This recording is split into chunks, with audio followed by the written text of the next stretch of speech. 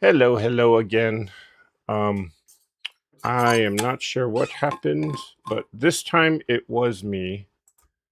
The software keeps freezing up on me, and I'm not sure why.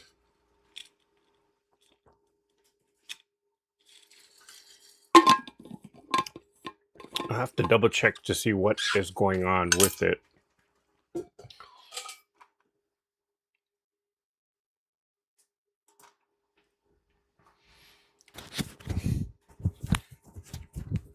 Okay, let's see here. Hello. I apologize for everyone about that. Can you guys hear me? It says that it's not picking up on a microphone signal here, but I see that it does have something going.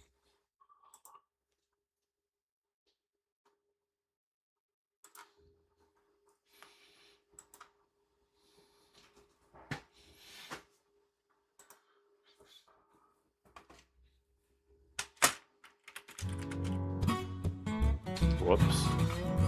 What is it doing?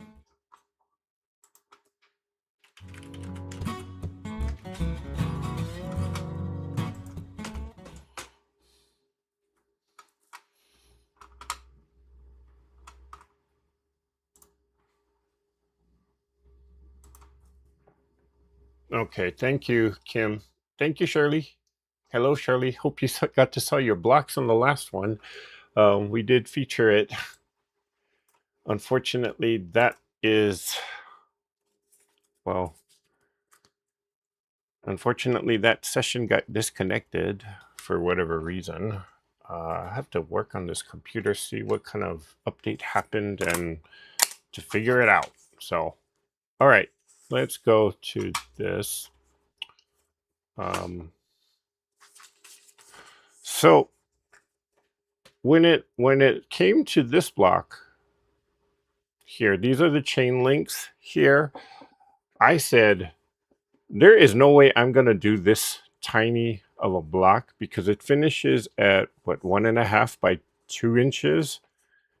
And as someone who is not a very well practiced paper piecer, I mean, I very well could probably do this block, but I said, forget that. I'm not going to do something that small and this intricate. So I came up with an alternative. And for those of you that don't want to do this, you might be able to do this. Okay. It's simple enough to where, anybody could really do this. It's just basically a 4-patch right there. And then I put some background triangles here in the corner. And then I'm gonna, well, the final measurement that I'm gonna do is gonna be close to about 3.5 or so. Whoops. So I'm gonna actually use this block instead of the one that they have on the paper piecing side or the paper piecing pattern here. So I figure I'd just walk you through. If you want to do this alternative block, you can do it this way. These are 1.5-inch squares. Okay, so I'm going to need a few more of them. You'll need 2 of a print and 2 of a background.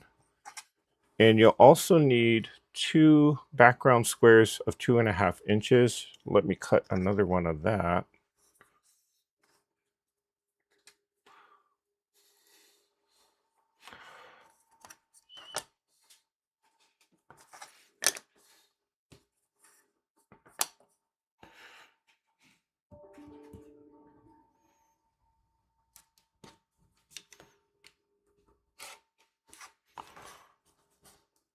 Oh,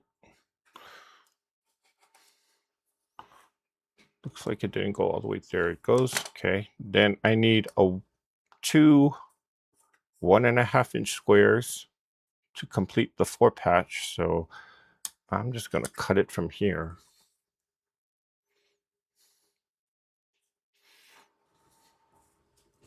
Throw that away. And I will cut a 1.5 or two 1.5 inch squares here.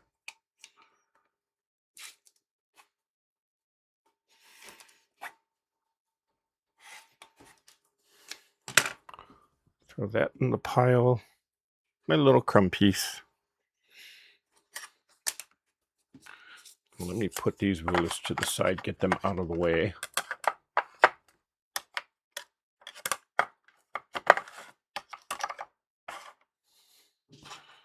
All right, so I'll make the 4-patch here.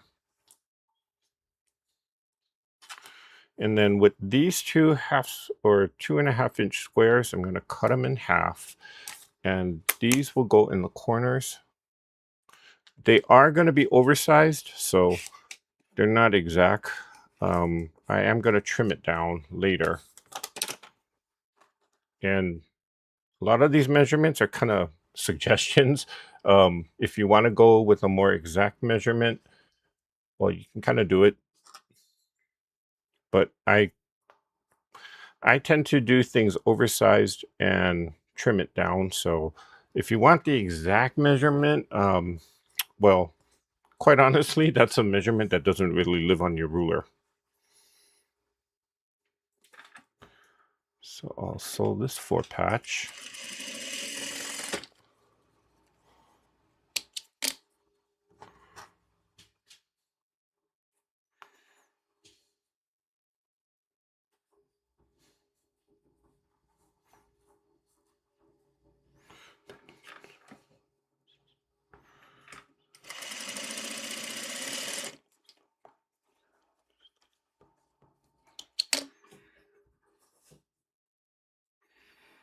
And I will press to the background since that is the darker fabric.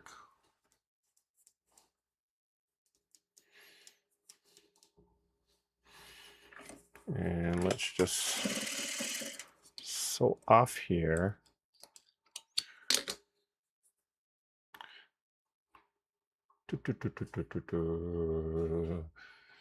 Hello, Mr. Molly J. Good to see you again. Hi, Regina. How are you, girl? Didn't see you come in.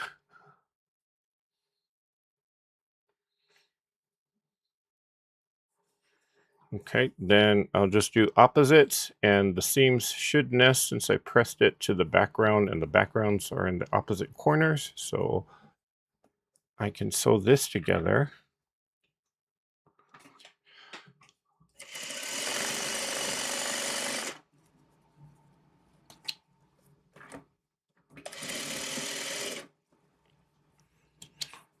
Okay, now for this,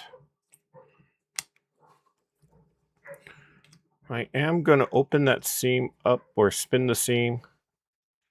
So I'm just going to take out a few of the stitches, or just the stitches that are within this seam allowance here. I'll pluck that out and open up the center. I know people get confused about spinning the seam, so